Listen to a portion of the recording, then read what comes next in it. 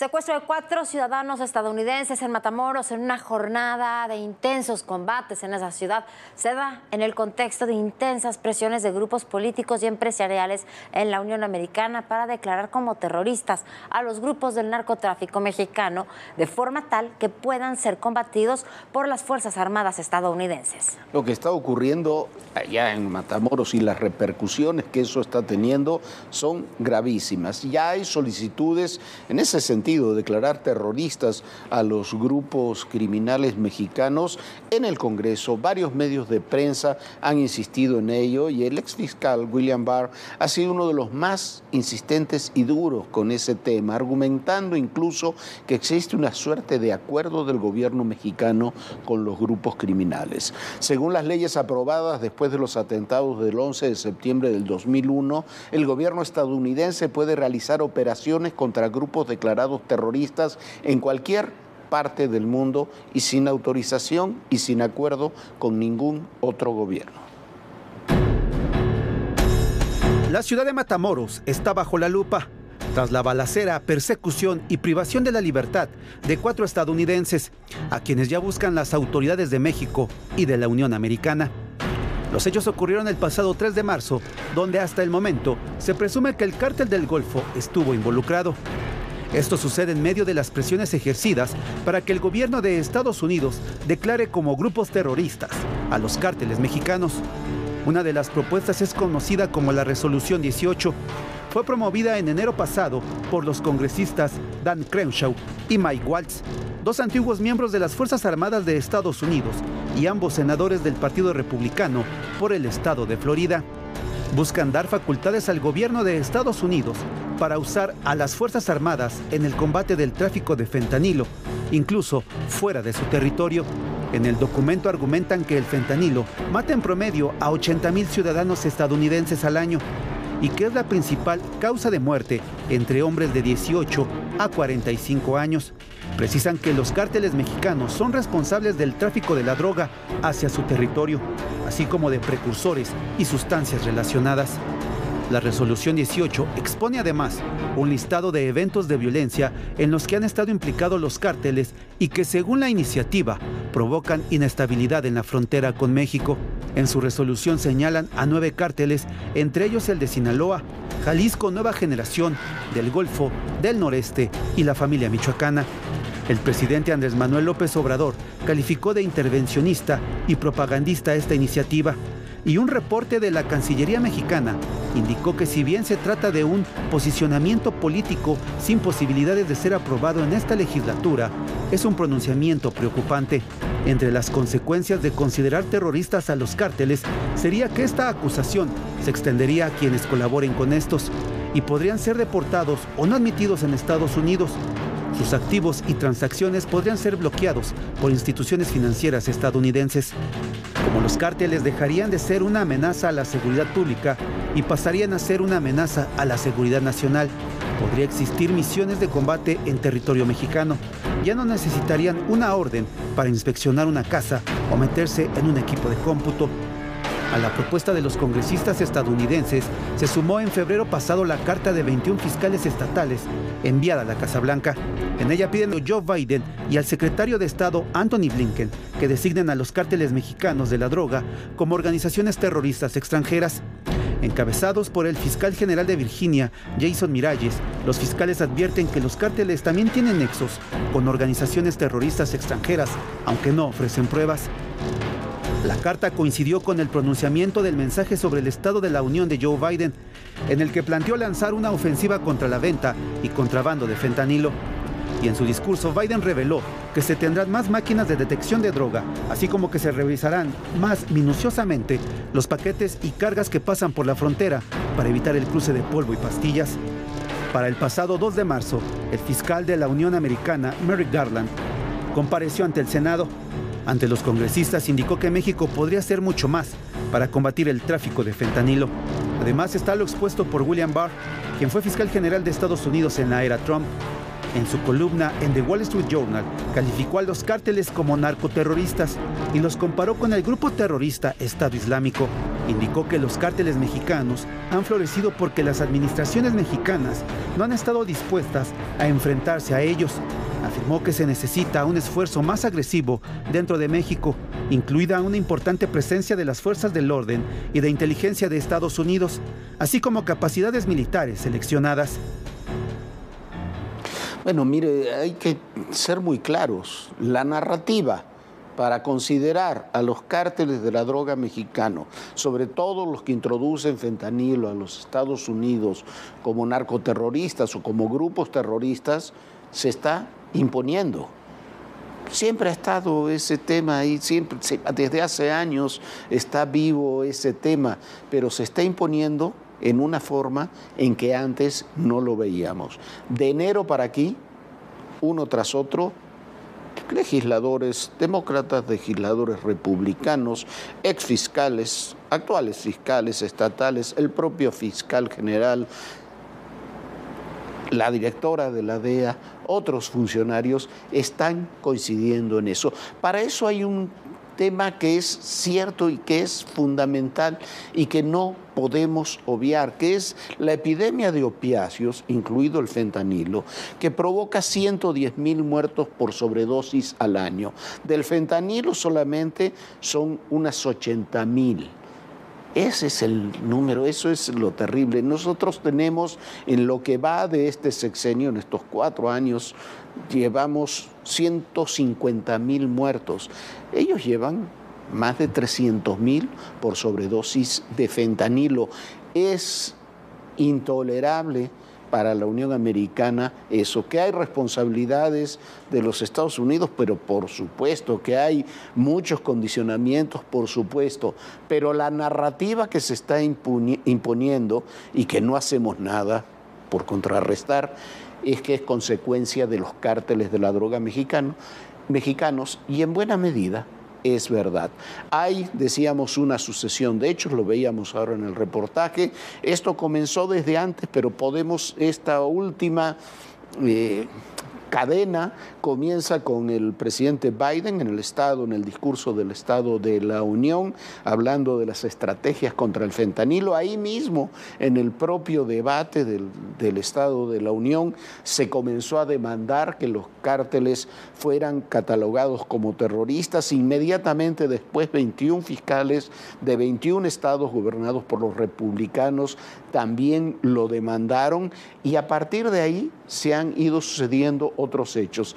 Ann Milgram, la directora de la DEA, dijo que México no estaba haciendo lo suficiente para contrarrestar el tráfico de fentanilo. En ese mismo debate, legisladores republicanos y demócratas fueron incluso mucho más allá.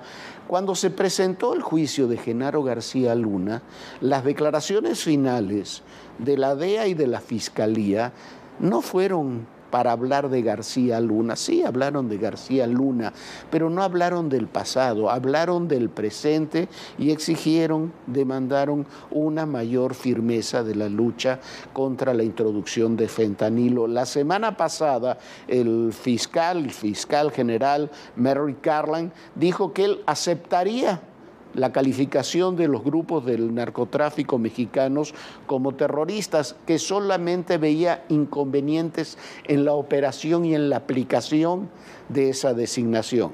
Y ya lo escuchó usted en el reportaje, William Barr fue muchísimo más duro, el ex fiscal de los Estados Unidos durante el gobierno de Trump. Esa es la realidad. Ahora se suma con esto que estaba presente desde enero, pero aquí había sido prácticamente ignorada, la petición del senador Dan Crenshaw, apoyada por numerosos republicanos y por varios de los medios de comunicación para designar como terroristas a los cárteles. Ese es un punto fundamental. Aquí le dijimos, cuando fue la sentencia García Luna, que esa sentencia y que la posición que había tomado el gobierno y la fiscalía estadounidense era, sí, quizás contra el pasado, pero estaba pensada en el presente y en el futuro. Si se podía juzgar como se juzgó a Genaro García Luna sin pruebas materiales, con testimonios de narcotraficantes, esa es una arma que se podía utilizar contra cualquier funcionario del presente o del futuro. Eso no se comprendió y se siguió festinando, se sigue festinando una condena sin comprender que lo que se está debatiendo, Viviana, es absolutamente el presente. Es lo que bien decíamos y lo que hemos venido comentando durante todo este juicio, que bueno, lo que se juzgó en el juicio de Genaro García Luna se puede juzgar en esta administración y en las subsecuentes, así que bien lo está diciendo ahora William Barr y lo seguirán diciendo. ¿Por qué? Porque desde hace muchísimos años, desde la época donde fue el asalto al rancho, al Búfalo, donde fue la época donde se asesinó al Kiki Camarena, desde ese entonces, y bien lo ha dicho Jorge y lo ha venido repitiendo, Estados Unidos quiere hacer un macroproceso contra México. ¿Y qué sucedió este fin de semana en Matamoros? Ahí hubo durísimos enfrentamientos que levantaron incluso la cancelación de clases y el cierre masivo de comercios. En medio de estos enfrentamientos desaparecieron 4 estadounidenses.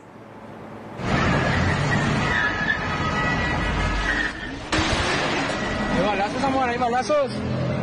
Hay balazos, ahorita se dieron balazos. Es parte de lo que ocurría la tarde del 3 de marzo en Matamoros, Tamaulipas. Una persecución y 2 balaceras. En una de ellas se observa cómo hombres armados obligan a una mujer a subir a la cajuela de una camioneta tipo pick-up y además arrastran y suben al mismo vehículo a otras 3 personas. Se los llevaron sin que hasta el momento hayan sido localizadas. Por estos hechos, las clases fueron suspendidas en Matamoros en el turno vespertino y reanudadas este lunes. Además, una mujer murió en el intercambio de balas.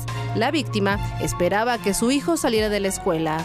En cuanto a las 4 personas privadas de la libertad, fueron identificadas como ciudadanos estadounidenses. Por ello, el FBI ofreció una recompensa de $50,000. Los desaparecidos cruzaron a Matamoros en una minivan blanca con placas de Carolina del Norte. El FBI informó que lleva a cabo las investigaciones en coordinación con autoridades mexicanas para dar con los responsables. Según un funcionario cercano a la investigación citado por CNN, las autoridades creen que el grupo de estadounidenses fue atacado por error y no estaba en México con fines criminales. Por su parte, el embajador de Estados Unidos en México, Ken Salazar, advirtió que la mayor prioridad para el gobierno estadounidense es la seguridad de sus ciudadanos. Hoy sostuvo una reunión en privado con el presidente López Obrador en Palacio Nacional. Y previo a ello, el mandatario confirmó lo sucedido. Ya se está atendiendo, ya yo creo que se va a resolver. Son personas de Estados Unidos que la información que tenemos cruzaron la frontera para comprar medicamentos en México, ¿sí? Y hubo una confrontación de grupos y fueron ellos detenidos. La Fiscalía y la Guardia Estatal abrieron una carpeta de investigación para procesar pruebas de balística, muestras biológicas y huellas dactilares. Además, iniciaron la revisión y análisis de las cámaras de vigilancia del C5 para determinar qué sucedió el viernes 3 de marzo. El compromiso es localizar a los ciudadanos, esclarecer los hechos y dar con los probables responsables. Por su parte, la vocera de la Casa Blanca, Karine Jean-Pierre, dijo que el presidente estadounidense Joe Biden fue informado y calificó el incidente como inaceptable. These sorts of attacks are unacceptable. Our thoughts are with the families of these individuals, and we stand ready to provide all appropriate consular assistance. U.S. law enforcement is in touch with Mexican law enforcement. El mismo 3 de marzo, el consulado estadounidense en Matamoros emitió una alerta a sus ciudadanos por un tiroteo ocurrido en la ciudad, que dejó al menos un individuo muerto. Por ello, ordenó a sus funcionarios evitar el área y recordó a sus ciudadanos que el estado de Tamaulipas está clasificado como nivel 4, por lo que se desaconseja viajar a la región.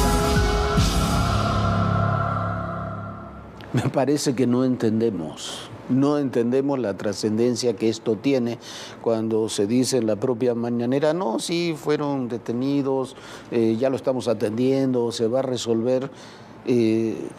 Alguien tiene que mostrarle al señor presidente estas imágenes, alguien tiene que explicarle qué es lo que está sucediendo. Lo que estamos viendo no es que fueron detenidos en medio de un enfrentamiento entre grupos, fueron secuestrados y con lujo de violencia. Ahí están las imágenes, sabemos quiénes son, había trascendido que serían agentes del FBI, no son agentes del FBI, son ciudadanos comunes y corrientes que fueron secuestrados.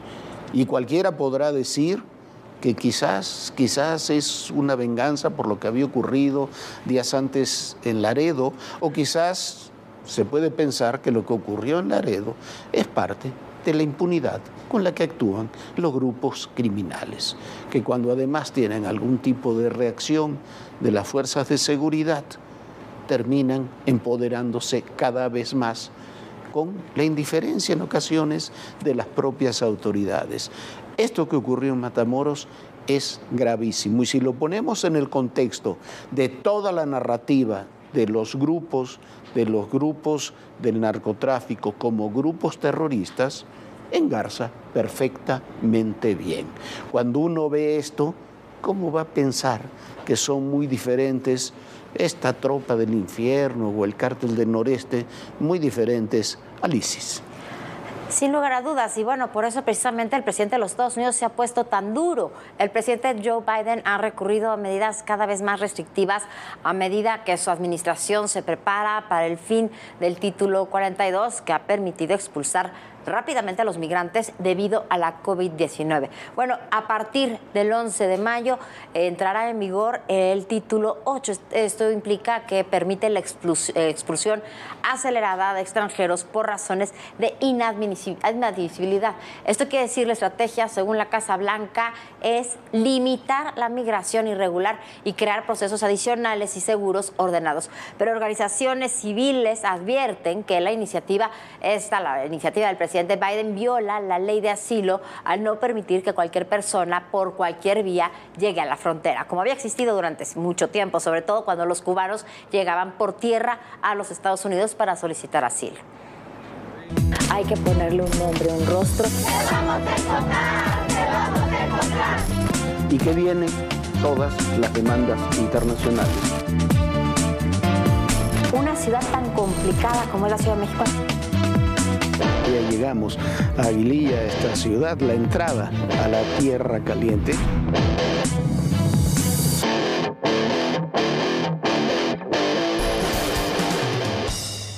Bueno, y otro tema muy triste y además de todo muy complicado.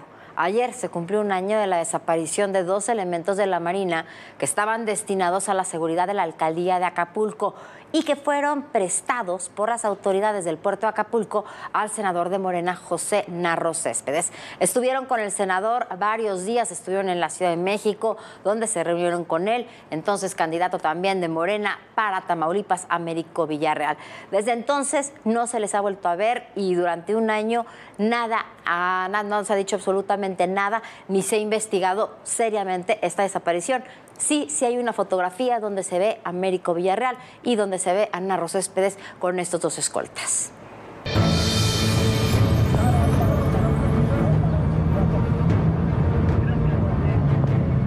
A un año de la desaparición de los marinos Óscar Manuel González Andrade y Victoriano Rodríguez Zurita, familiares se manifestaron en la Ciudad de México para exigir a las autoridades su localización. Fue el 5 de marzo cuando se perdió contacto con los 2 integrantes de la Marina Armada de México.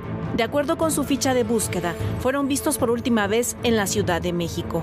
Según el columnista Héctor de Mauleón, el rato más firme sobre las órdenes que recibieron antes de su desaparición es un documento del 11 de marzo de 2022 que el entonces secretario de Seguridad Pública de Acapulco, Maximiliano Serrano Pérez, dirigió al comandante del Batallón de Infantería de Marina número 22.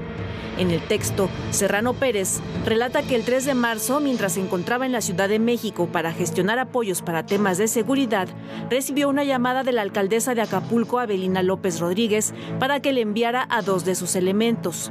La alcaldesa habría recibido una solicitud por parte de un senador para que personal armado, vestido de civil, lo acompañara a un evento relacionado con la revocación de mandato que se llevó a cabo en la capital del país del 3 al 6 de marzo. Maximiliano Serrano le pidió a 2 de sus hombres que se incorporaran de inmediato. La orden les fue dada primero de manera verbal y posteriormente se generaron los oficios de comisión. Indicó que los marinos recibieron del solicitante de la escolta una camioneta de alta gama y que se reportaron el domingo a las 8 de la noche. Esa fue la última vez que se supo de ellos. La primera de la larga serie de contradicciones que forma parte de este caso tiene que ver con la fecha del documento realizado por Maximiliano Serrano. El funcionario hace referencia al viernes 3 de marzo, cuando en realidad ese día fue jueves. En julio, Avelina López negó la versión de que ella hubiera asignado a los dos marinos para que hicieran funciones de escolta. Mientras que en septiembre el gobierno federal informó que el caso ya era investigado por la Fiscalía General de la República. A través de redes sociales, los familiares de los marinos dieron a conocer su desaparición y presentaron las denuncias correspondientes ante las fiscalías de Guerrero y la Ciudad de México. Además de los marinos desaparecidos, hay una ficha de búsqueda que emitió la Fiscalía Capitalina por Gerardo Teodoro Vázquez Barrera, el Jerry, empresario que fue visto el domingo 6 de marzo en un restaurante de la alcaldía Coyoacán, al que habrían asistido también los elementos de la Marina. Sobre el Jerry, varios medios reportaron que habría sido detenido en Nayarit en 2009 por cargos de delincuencia organizada y lavado de dinero como presunto operador para los Zetas.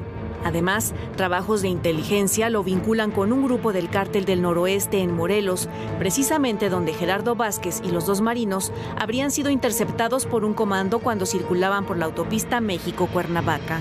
Para ADN 40, Fuerza Informativa Azteca. Bueno, este caso tiene muchísimos claroscuros, pero el único dato duro, real, es que hay dos marinos desaparecidos cuando estaban prestando servicio para el senador José Narro Céspedes. Eso está comprobado. Él ha dicho que nunca estuvieron con él. Esos marinos, hay imágenes de ese día en el centro comercial Oasis, donde se ve a uno de ellos mientras estaban en una reunión con este personaje apodado el Jerry, que también está desaparecido. Me parece que lo menos que tendríamos que hacer es buscar a dos elementos de la Marina que están desaparecidos desde hace un año y ni siquiera se puede saber con claridad qué ocurrió con ellos en los últimos días previos a su desaparición. Por lo menos, Jorge, su familia, la familia de estos dos miembros de la Marina tendrían que saber qué pasó.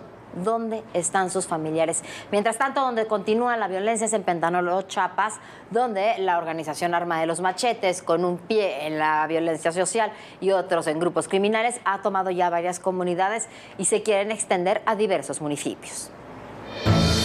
La región de los Altos de Chiapas está en alerta por la creciente violencia generada por grupos armados. Se habla de un supuesto grupo que se dice llamar autodefensas, pero lo cierto es que ellos fueron los culpables quienes dieron la muerte de una mujer estando embarazada el día miércoles. Personas que dijeron ser agentes rurales, comisariados ejidales y representantes de los 18 barrios de Panteló se reunieron el sábado en la cabecera municipal para denunciar la violencia de un grupo de supuestos autodefensas. En el comunicado leído por uno de los representantes, aseguran que la comunidad vive en paz y que 3 personas que habían sido retenidas por error fueron liberadas pacíficamente. Advirtieron que si alguien fuera del municipio quiere desestabilizar la paz social, defenderían a su comunidad. Fue el miércoles 1 de marzo, cuando pobladores vinculados al grupo conocido como El Machete bloquearon los accesos al municipio de Panteló tras el asesinato de la esposa de uno de los comandantes de este grupo, mientras que el líder resultó herido en el brazo. Lo cierto es que el bloqueo fue convocado por el Consejo Municipal relacionado con este grupo armado. La falta de acción de las autoridades para resolver estos conflictos dio pie a la creación de otro grupo armado. No actúa. Le damos poco tiempo, si no entraremos en acción bajo las circunstancias que nos obliga el Machete, un grupo sanguinario, un grupo realmente delictivo que anda secuestrando y desapareciendo gentes inocentes. Son más de 100 pobladores quienes denuncian la violencia generada por el Machete, además de la privación de la libertad de 3 personas, 2 de ellas menores de edad. Estas personas fueron sacadas violentamente de su casa por integrantes del grupo encabezado por Daniel López. Las subieron a una camioneta y fueron trasladadas a la comunidad San José III, considerado el bastión del machete. En un video donde se observa a un hombre encapuchado leer un comunicado, se advierte que si las autoridades no intervienen para frenar las acciones delictivas de los machetes, harán justicia con sus propias manos. Desde hace años, pobladores de los Altos de Chiapas han denunciado desapariciones, asesinatos y despojo de tierras. Aseguran que en la violencia intervienen poderes políticos, grupos armados y el crimen organizado. Organizaciones de derechos humanos señalan que en el caso de Panteló, la violencia está ligada a una familia de caciques locales, los Flores, quienes estarían detrás de grupos que, más allá de servir como fuerzas de choque para los políticos, su interés en la zona gira en torno a las rutas para actividades ilícitas como la trata de migrantes, además de tráfico de armas y drogas desde la frontera. Bueno, y por fin le tenemos una buena noticia.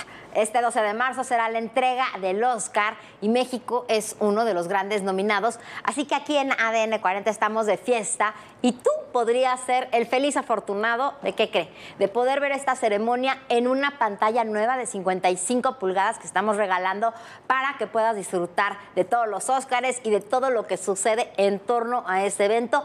Es muy fácil para que tú puedas inscribirte. Tienes que entrar a la página web de ADN 40, donde recibirás toda la información de nuestro canal, pero no solamente tienes que entrar para poder participar, tienes que entrar a la página web adn40.com.mx y una vez dentro de esta página es muy importante darle clic en el banner donde dice estrena una pantalla con ADN 40.